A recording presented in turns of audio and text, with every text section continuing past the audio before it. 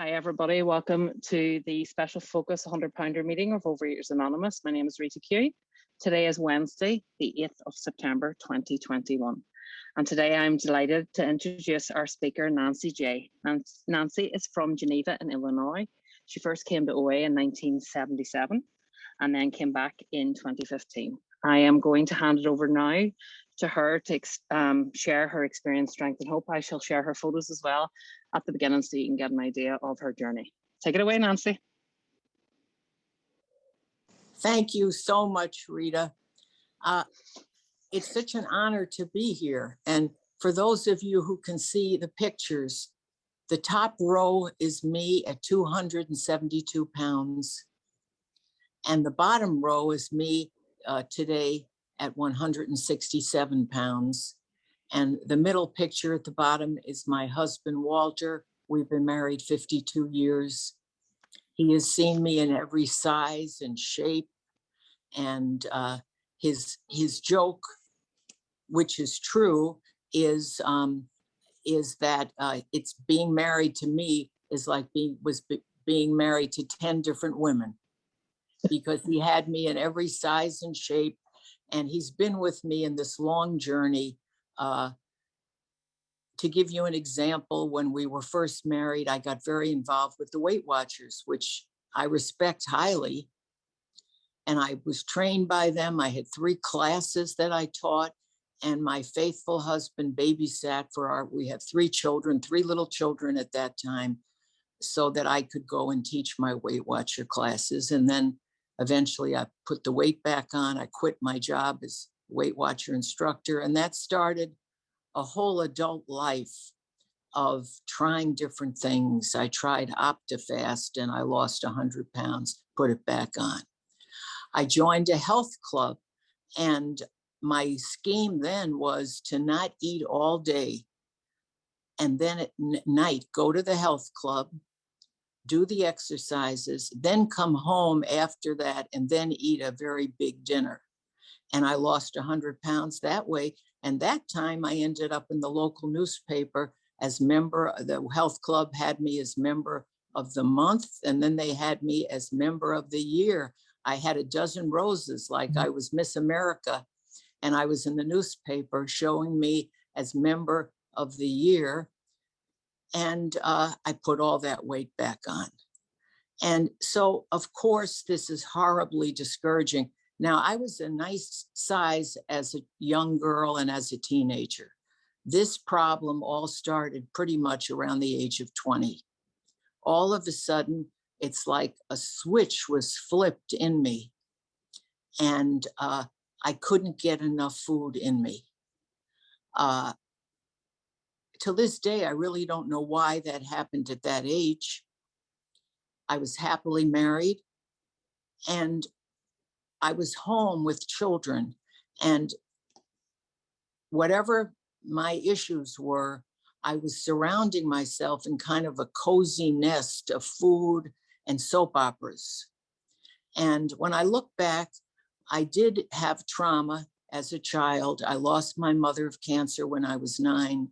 My father remarried when I was 11, and my stepmother was mentally and physically ill. She died of cancer when I was a senior in high school. So I had trauma as a child, but the compulsive overeating did not kick in until I had my own home. And somehow I decided that it was going to be a safer home, or a more, I don't know what it was, subconsciously, why I suddenly turned to food and soap operas. And this kept on my whole adult life, trying to lose the weight, regaining it, trying to lose the weight, regaining it. And I'm 76 years old now. When I returned to OA the second time, after many, many years, I was almost 70 years old and in terrible health. I had put the weight on plus. Now I was 272 pounds. I was a lawyer and a workaholic lawyer. And I would go to the office, sit there in the only suit that I had that fit me. It was a black suit I always wore a black suit. And every day I tried to wear a different pin on the collar of my suit, so I would fool people into thinking I had more than one suit. But I really only had one suit because I had to keep changing the size. It had to keep going up and up and up. And I had a big black raincoat, and that was kind of my uniform for being able to face the public. And and my job was, I was a corporate lawyer. And so I was dealing with business owners. I had to look nice. So I had the black suit, but I was probably at the end, it was like a size 26, a size 28. And I would sit at my desk with my desk filled with papers. And all of a sudden I'd feel my nose was kind of wet. And I would put a tissue up to my nose and there was bright red blood. Horrifying, like something you see in a scary movie. And then I'd look down at my desk and there was blood dripping onto, bright red blood dripping onto these white papers on my desk. And this was getting worse. And I was afraid to go to the doctor. This is how we get, at least how I got, a fear of hearing the truth, a fear of hearing what the doctor might say. And every morning when I'd wake up, I would say to myself, today I'm going to have a good day. I'm going to eat right, because I knew how to eat to lose weight. I was an expert at it. It wasn't that I didn't know what to eat. I just could not stay away from my binge foods, which in my case were bagels. It was carbs in volume. I wanted to stuff myself. It wasn't just one piece of rye bread. It was the whole loaf of rye bread with a tub of margarine and 6 cans of Diet Coke, stuffing myself. It could be a whole box of graham crackers. It could be a giant tub of popcorn that you would make for 20 people at a party. I'd eat the whole thing. A giant sleeve of pistachio nuts. It was stuffing myself. And if I ordered pizza from an Italian restaurant to deliver 2 giant pizzas, I'd pretend one was for my husband. The delivery boy didn't care. I'd say, oh, here's the pizza for me and my husband. I'd eat both of them. So I was stuffing myself and stuffing myself. And so this was the condition I was in when I joined OA. And it was in April, the second time I joined OA, in April of, it was 2015. And I went to a meeting and I was wearing a big black raincoat. And I sat there and I felt terrible. I felt so isolated, so depressed. I couldn't even make eye contact with people. And at the very end of that first meeting, the person ended the meeting by saying, "Welcome home." And when that person said, "Welcome home," the tears streamed down my face. It was such a wonderful feeling to feel part of something. And you know, I had the same reaction this morning when my wonderful friend Rita Q said to me, "And here is my buddy, Nancy." When she called me her buddy, a tear streamed down my cheek, because I can see it's affecting Rita, because, you know, we're people, we want to belong. We want to be part of a family of friends. We're looking for a safe place. It's really in my heart.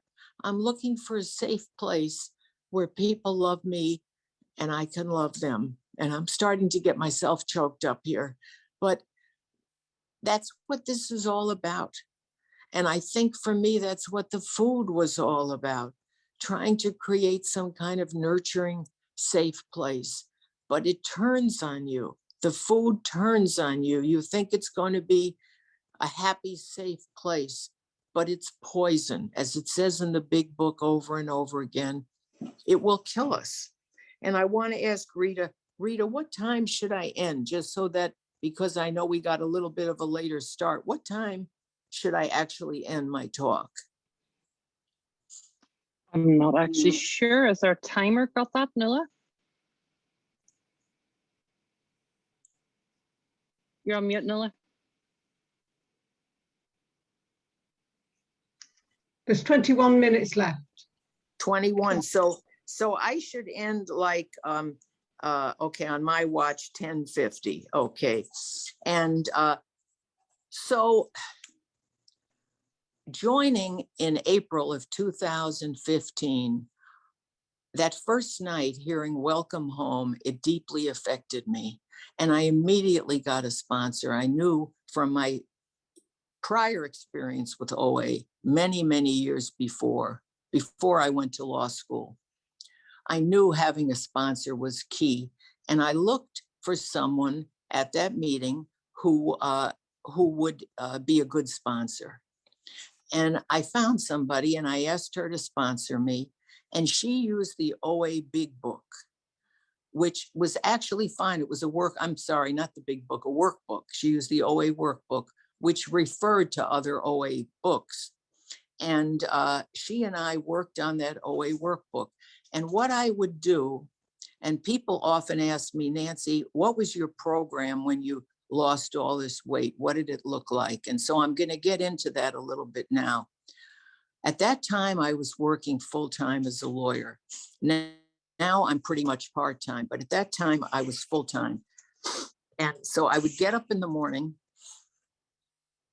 I would go to work, I'd go to the office, and I'd work very hard until about 4 o'clock.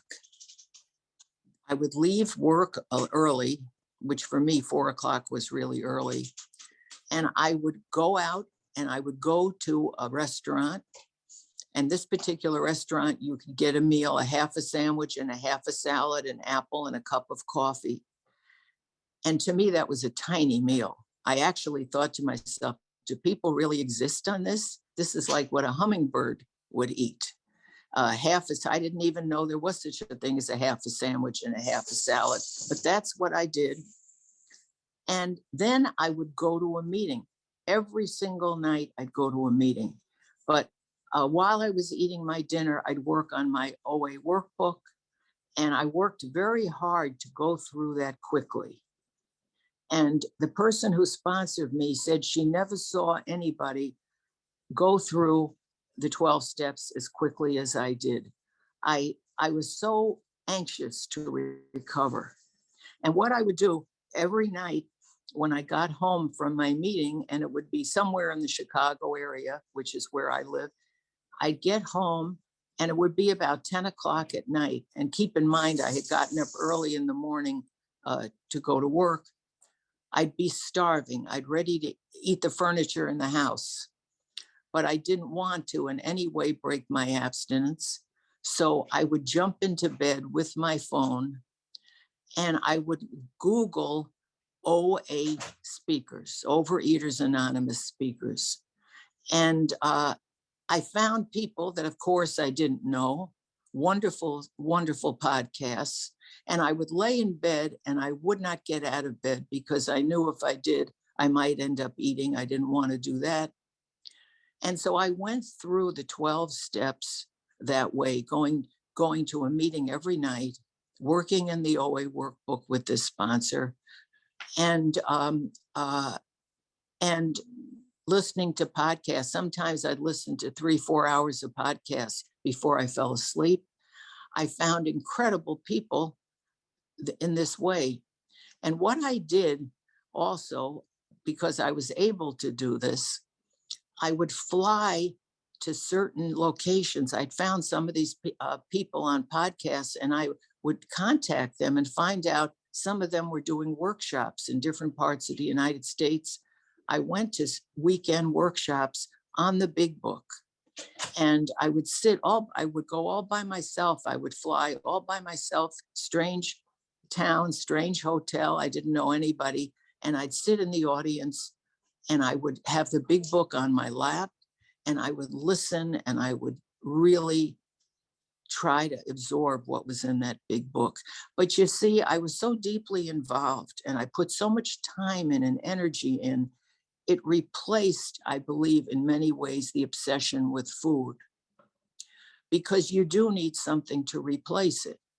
You know, food is our life. And once we become abstinent, well, we have to have other things to replace that. And that's where this fellowship is so amazing.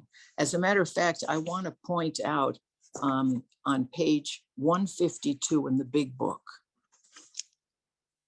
there's a wonderful paragraph that I love because, you know, we need something to substitute for our addictive behaviors, our addictive substance. We want it to be something that's healthy, that gives us a better life. We don't want to go into another addiction that's going to be destructive and hurt us. We want to go into something to fill our life with things that bring us joy and bring us health and recovery and happiness. Page 152 in the big book answers that question. It says, I know I must get along without, and I'm going to substitute the word, my binge foods, my binge behaviors, but how can I? Have you a sufficient substitute? Yes, there is a substitute, and it is vastly more than that. It is a fellowship in Overeaters Anonymous. There you will find release from care, boredom, and worry. Your imagination will be fired. Life will mean something at last. The most satisfactory years of your existence lie ahead. Thus we find the fellowship, and so will you. Now, I find that at age 76, where my career has pretty much wound down. My children, my grandchildren, my great-grandchildren, I love them, but they're not right here in the house with me. They are living their lives. And by the way, I have 3 children, 7 grandchildren, and 2 great-grandchildren. I've been very blessed. But my life at age 76, what does the future hold for me? And due to this program, it holds so much. It's such a joy. It's so wonderful to think of what it does hold.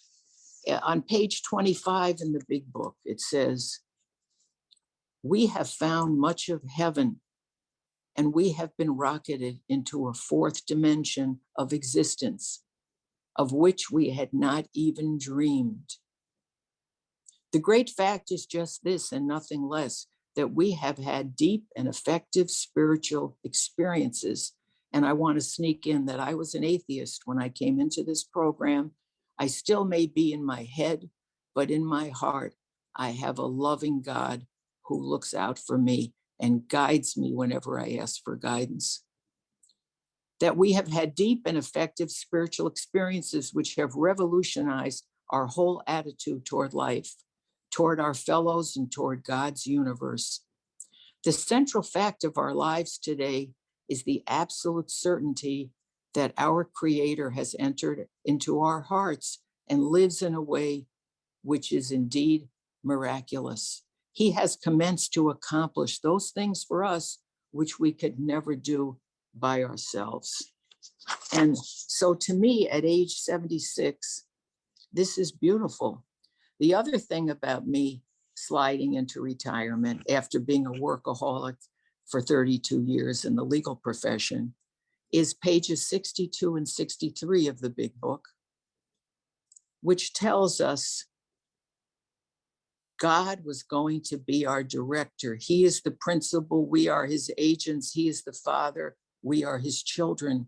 It tells me on page 63, I have a new employer. So even though it may not be an employer in the legal profession, it's an employer in my life, in the way I conduct my life. Being all powerful, he provided what we needed if we kept close to him and performed his work well. Established on such a footing, we became less and less interested in ourselves, our little plans and designs. More and more, we became interested in seeing what we could contribute to life. And this is something that I want to be sure to mention. The deeper I get into this program, the more I see that this is a program that our whole attitude changes, and it's supposed to be one of altruism, that my thought should be of helping, of giving, of somebody else. And I'll give you an example. When I was waiting for Rita to introduce me, I started to get self-centered fear. I wonder how many people are on this line. I wonder if they're going to like what I say. I wonder if they're going to like me. And I wonder if I'll be good enough. And all those performance anxiety feelings. And I recognized right away, that's not a good place for my brain to be, for my heart to be, for my soul to be. And all of a sudden, a picture of one of you, and I don't know who you are, many of you, flashed up on my phone. And I thought to myself, God, let me say something today to help that particular person. And I even made a quick sketch on my notes of what that person looked like, so that my thinking would be to help somebody. That's the way I want to be geared, not towards what I can get, but what I can give, because we are in a program of altruism. When we look at how we're supposed to live, which is essentially pages 84 to 88 in the big book, it stresses over and over again that we are living in order to help others, to do God's will and to help our fellow man. It says on page 87 about the meditation that we do each morning, that what they're suggesting we do meditation each morning with a prayer. Well, what is that prayer that's suggested? That we be shown all through the day what our next step is to be, that we be given whatever we need to take care of such problems. So everything we do, all the prayers in the book are geared towards helping others. By doing that, we aren't into ourselves, and all that anxiety and that loneliness and that fear that comes from focusing on ourselves, that's out the window, and it's transformed through the help of this spiritual program to where we have a purpose. We have a purpose in our life. And as a matter of fact, I want to read to you what our purpose is. And I'm just going to find that page here. Let me see.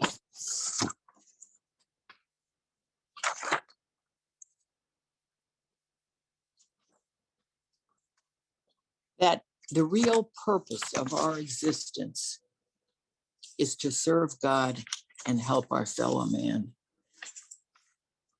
Looking for that exact wording, and that page seems to have slipped out. I only have a few more minutes, and there's some things I want to share with you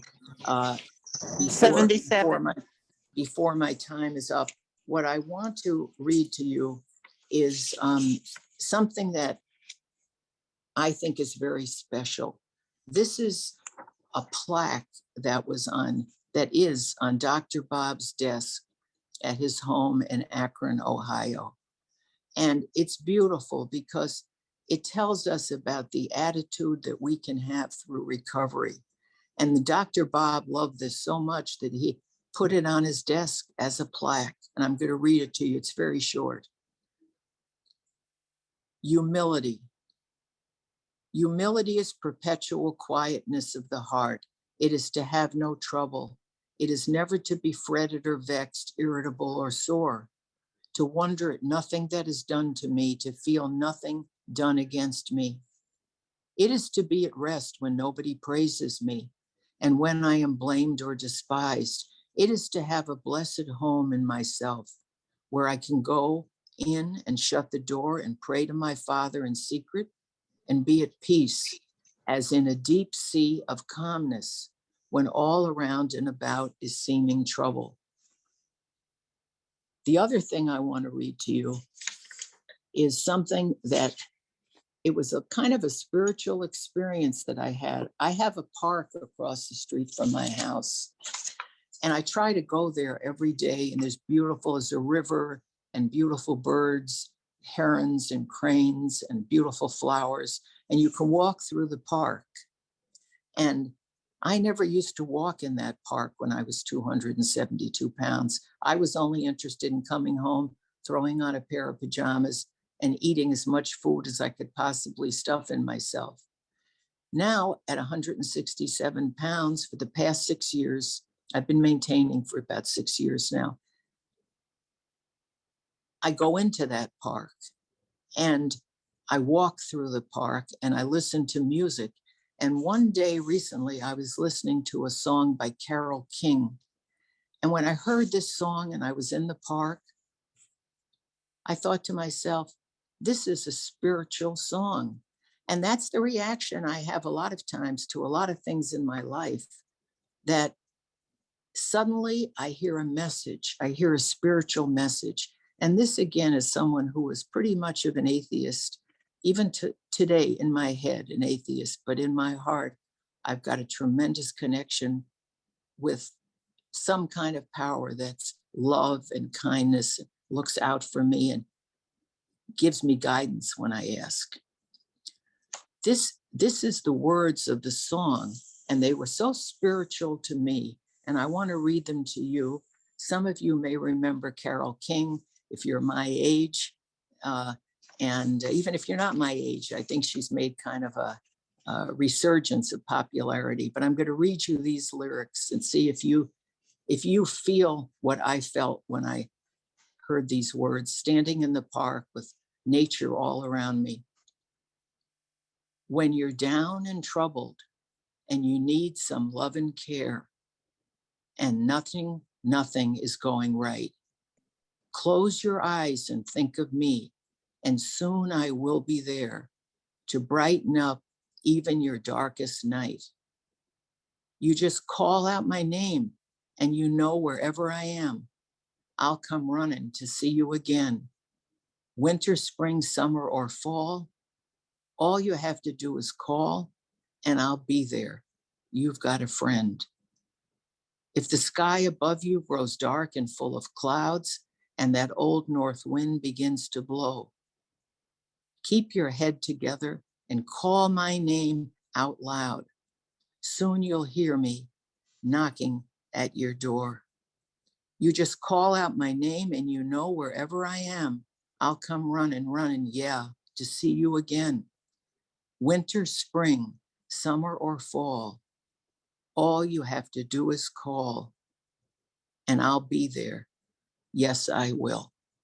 And with that, I pass. Thank you. Nancy, thank you so much for the talk. That was wonderful. Sorry, you got me all choked up.